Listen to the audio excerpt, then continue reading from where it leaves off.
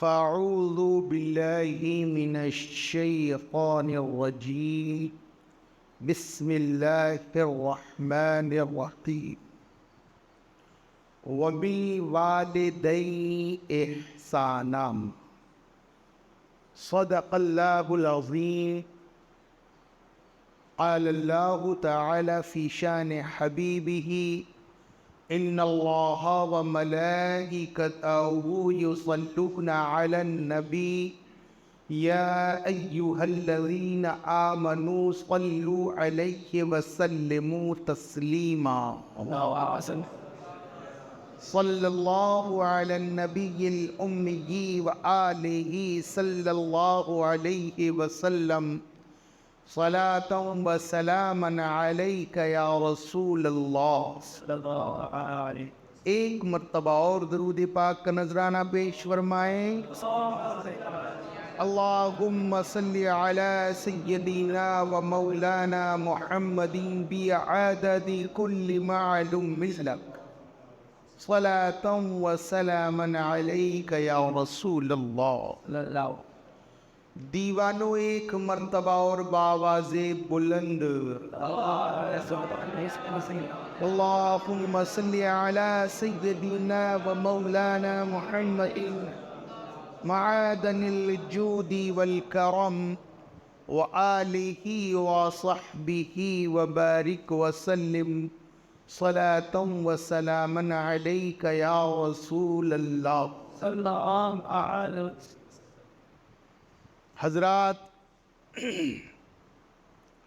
اللہ عز و جل قرآن مجید فرقان الحمید میں ارشاد فرماتا ہے وَبِالْوَالِدَيْنِ إِحْسَانًا، اپنے والدین اپنے ماں باپ کے ساتھ حسن سلوک کرو، اچھا برتاؤ کرو، اچھا رویہ اختیار کرو، ان کے ساتھ محبت کرو، ان کا ادب اور احترام کرو، ان کی خدمت کرو اور انہیں ناراض نہ کرو۔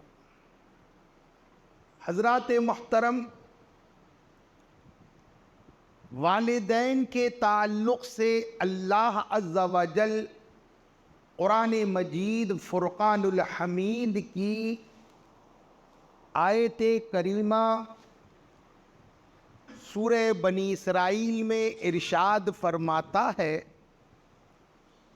کہ اگر تمہارے سامنے تمہارے ماں باپ دونوں میں سے کوئی ایک اگر بڑھاپے کو پہنچ جائے، ضعیف ہو جائیں، بزرگ ہو جائیں، تو تم انہیں اف بھی نہ کرو، انہیں جھڑکو نہیں، انہیں گالی مت دو، انہیں برا مت کہو۔ اللہ عز و جل نے اف کہنے کو بھی منع کیا ہے، تو گالی دینا تو بہت دور کی بات، مارنا اور جھڑکنا تو بہت دور کی بات ہے۔ اس لیے والدین کے تعلق سے ہمارا رب ارشاد فرماتا ہے کہ والدین کے ساتھ احسان کرو، اچھا سلوک کرو۔ اور دوسری طرف پیارے آقا صلی اللہ علیہ وسلم ارشاد فرماتے ہیں کہ والد جو ہے وہ جنت کا دروازہ ہے، اور جو ماں ہے ماں کے قدموں کے نیچے جنت ہے۔ معلوم یہ ہوا کہ اگر کس نے والد کو ناراض کیا تو دروازہ بند ہو جائے گا، اور کسی نے ماں کو ناراض کیا تو جنت میں داخل نہیں ہوگا۔ اور پھر ارشاد فرمایا ماں باپ کی رضامندی میں اللہ اس کے رسول کی رضامندی ہے۔ حضرات محترم، یہ قیامت کے قریب کا زمانہ ہے، اور یہ زمانہ اتنا پرآشوب زمانہ ہے جس میں پیارے آقا صلی اللہ علیہ وسلم نے ارشاد فرمایا ہے کہ لوگ اپنے ماں باپ کو بھول کر اپنی بیویوں کا خیال رکھیں گے، ان کا خیال رکھیں گے، ان کے حکم کو مانیں گے۔ حضرات محترم، ماں باپ کی رضامندی میں خدا اس کے رسول کی رضامندی ہے۔ ماں باپ کا ادب احترام کرنا اللہ اور اس کے رسول کو راضی کرنے کے بعد برابر ہے۔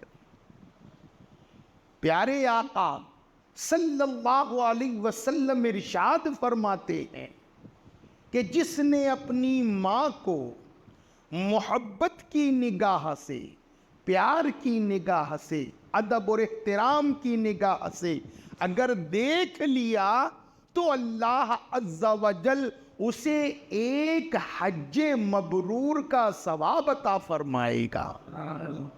ایک صحابی عرض کیے، یا رسول اللہ اگر بار بار دیکھے تو؟ کہا جتنی مرتبہ دیکھو گے اتنی مرتبہ حج قبول کا ثواب تمہیں ملتا رہے گا۔ سبحان اللہ۔ یعنی بیٹھے بیٹھے حج کی سعادت حاصل کر لو، حج کے برابر نیکیاں کما لو اپنے والدین کے چہرے کو دیکھ کر۔ ایک صحابی رسول جو مدینہ منورہ میں رہا کرتے تھے، انہوں نے منت مانی، اے اللہ میرا یہ فلاں فلاں کام ہو جائے گا تو میں خانہ کعبہ کی چوکھٹ کو جا کر چوموں گا۔ پیارے آقا صلی اللہ علیہ وسلم کی بارگاہ میں وہ صحابی تشریف لائے، کہا عرض کیا، یا رسول اللہ صلی اللہ علیہ وسلم میں نے منت مانی تھی، اللہ نے میری اس مراد کو، اس منت کو پوری کر دیا، لیکن میں بڑا مجبور ہوں، اتنا پیسہ میرے پاس نہیں کہ میں مدینہ منورہ سے مکۃ المکرمہ جاؤں، زیادہ راہ میرے پاس اتنا نہیں، سواری کا انتظام بھی نہیں۔ پیارے آقا صلی اللہ علیہ وسلم ارشاد فرماتے ہیں، جاؤ اپنی ماں کے قدموں کو بوسہ دے دو، اپنی ماں کے پاؤں کو چوم لو، تمہاری منت پوری ہو جائے گی۔ اس سے ایک مسئلہ ثابت ہوا، ایک مسئلہ معلوم ہوا کہ اگر ہم اپنی ماں کے قدموں کو چومتے ہیں تو پیارے آقا صلی اللہ علیہ وسلم کے قول کے مطابق، حکم کے مطابق ہم نے ماں کے قدم نہیں خانہ کعبہ کی چوکھٹ کو چوما ہے۔ کیا سمجھے آپ لوگ؟ اس بات کو ذہن میں رکھو۔ وہ صحابی رسول کہتے ہیں، یا رسول اللہ صلی اللہ علیہ وسلم، ارے جب میں نبی پاک کا نام لوں تو آپ لوگ صلی اللہ علیہ وسلم بولا کر، بیٹھے بیٹھے نیکیاں بھی ملے گی اور حضرت جبرائیل امین کی بد دعا سے بھی ہم بچ جائیں گے۔ آپ کہیں گے حضرت جبرائیل کی بد دعا کیا ہے؟ تو ایک مرتبہ حضرت جبرائیل سرکار کی بارگاہ میں جب تشریف لائے، سرکار اپنے منبر پر چڑھ رہے تھے، اس میں آپ نے ایک جملہ کہا تھا، یا رسول اللہ جب آپ کا نام صلی اللہ علیہ وسلم، جب آپ کا نام پاک لیا جائے اور جو بندہ امتی غلام اگر درود پاک نہ پڑھے تو اس پر خدا رسول کی، جبرائیل کی لعنت ہے۔ تو اس لیے جب بھی میں پیارے آقا صلی اللہ علیہ وسلم کا نام پاک لوں تو آپ لوگ بیٹھے بیٹھے صلی اللہ علیہ وسلم کہیں۔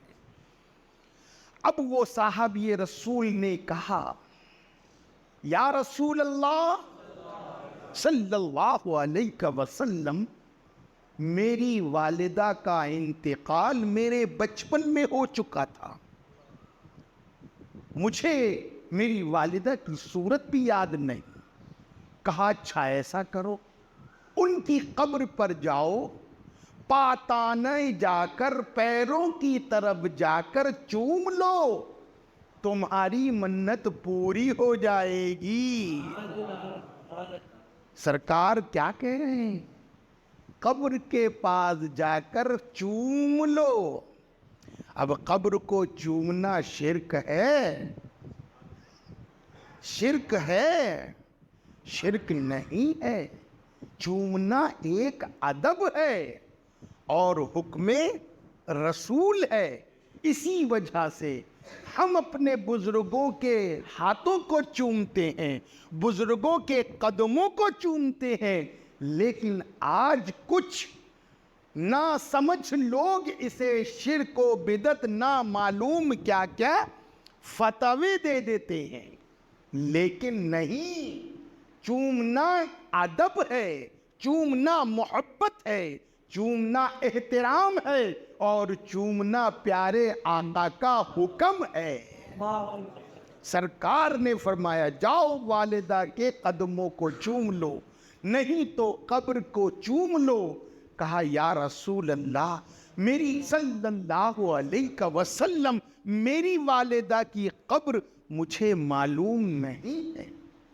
کہا اچھا ایسا کرو، گھر جاؤ، ایک لائن کھینچو، ایک کو سرہانے اور ایک کو پاتانے تصور کرو، اور جب پیروں کی طرف آؤ تو اس جگہ کو چوم لو کہ یہ میری والدہ کے قدم ہیں، پاؤں ہیں، لہذا تمہاری منت پوری ہو جائے گی۔ سبحان اللہ۔ کتنی بڑی بات ہے! والدہ کے قدموں کو چومنا خانہ کعبہ کی چوکھٹ کو چومنے کے برابر ہے۔ آج جو ماں باپ کو ناراض کرتے ہیں، ماں باپ کو برا بھلا بولتے ہیں، ان کی ضروریات کو پوری نہیں کرتے ہیں، کل قیامت کے دن اللہ عز و جل ان کی طرف نظر رحمت نہیں کرے گا۔ اس لیے اس دن سے بچنے کے لیے اپنے والدین کو راضی کر لو۔ ایک روایت ہے، ایک صحابی رسول جن کا نام حضرت علقمہ تھا، ان کا وقت قریب آ گیا، سکرات لگ گئی، کافی دن گزر چکے، دم کسی طرح نکل نہیں رہا ہے۔ صحابہ اکرام رضوان اللہ تعالی علیہم اجمعین پیارے آقا صلی اللہ علیہ وسلم کی بارگاہ میں تشریف لائے۔ کہا یا رسول اللہ صلی اللہ علیہ وسلم، علقمہ کا دم نہیں نکل رہا ہے، سکرات لگی ہوئی ہے، دعا فرمائیں۔ آقا نے کہا جاؤ ان کی والدہ سے کہو کہ ان کی والدہ انہیں معاف فرما دیں، ان سے راضی ہو جائیں، جو بھی ہو معاملہ۔ تو صحابہ کہنے لگے یا رسول اللہ صلی اللہ علیہ وسلم، ان کی والدہ ان سے ناراض ہیں، ان کی والدہ ان سے خفا ہیں۔ تو صحابہ کہتے ہیں، تو سرکار دو عالم صلی اللہ علیہ وسلم ارشاد فرماتے ہیں اگر جب والدہ ناراض ہیں علقمہ سے تو پھر اس کا خدا بھی اور اس کا رسول بھی ناراض۔ اس لیے وہاں کی آگ جلنے سے پہلے دنیا کی آگ میں اسے جلا ڈالو، زندہ جلا ڈالو۔ پیارے آقا کا حکم سماعت فرمائیں، جلا ڈالو۔ صحابہ اکرام رضوان اللہ تعالی علیہم اجمعین آئے، لکڑیوں کو جنگل سے لائے، اکٹھا کیا اور اب حضرت علقمہ کو جلانے کی تیاریاں شروع. والدہ نے جو دیکھا، ماں نے جو دیکھا، یہ کیا کر رہے؟ کہا کہ نبی کریم رؤوف الرحیم صلی اللہ علیہ وسلم نے فرمایا علقمہ سے جب ماں ناراض ہے تو خدا بھی ناراض، رسول بھی ناراض ہے، اس لیے وہاں چلنے سے پہلے اسے دنیا کی آگ میں جلا ڈالو. اب ماں تو ماں تڑپ گئی، بھاگتی ہوئی بارگاہ رسالت مآب صلی اللہ علیہ وسلم میں پہنچی. کہا یا رسول اللہ صلی اللہ علیہ وسلم، میرے بیٹے کو آپ نہ جلائیں، میں اپنے بیٹے سے راضی ہوتی ہوں، میں اپنے بیٹے کے گناہ کو معاف کیے دیتی ہوں. جب آقا نے جب سنا تو کہا ٹھیک ہے، جب ماں راضی تو خدا بھی راضی، رسول بھی راضی. لہذا اب آپ کے ذہن میں ایک بات آئے گی، اس بات کو بھی میں دور کر دوں کہ صحابی رسول ہونے کے بعد ماں ناراض کیوں ناراض؟ دو روایتیں اس معاملے میں آئی. ایک روایت تو یہ آئی ہے کہ وہ اپنی بیوی کا زیادہ کہنا سنتے تھے، ماں اس لیے ناراض ہے. ایک صحابی ہو کر اس طرح کا الزام کچھ ہضم نہیں ہو رہا ہے.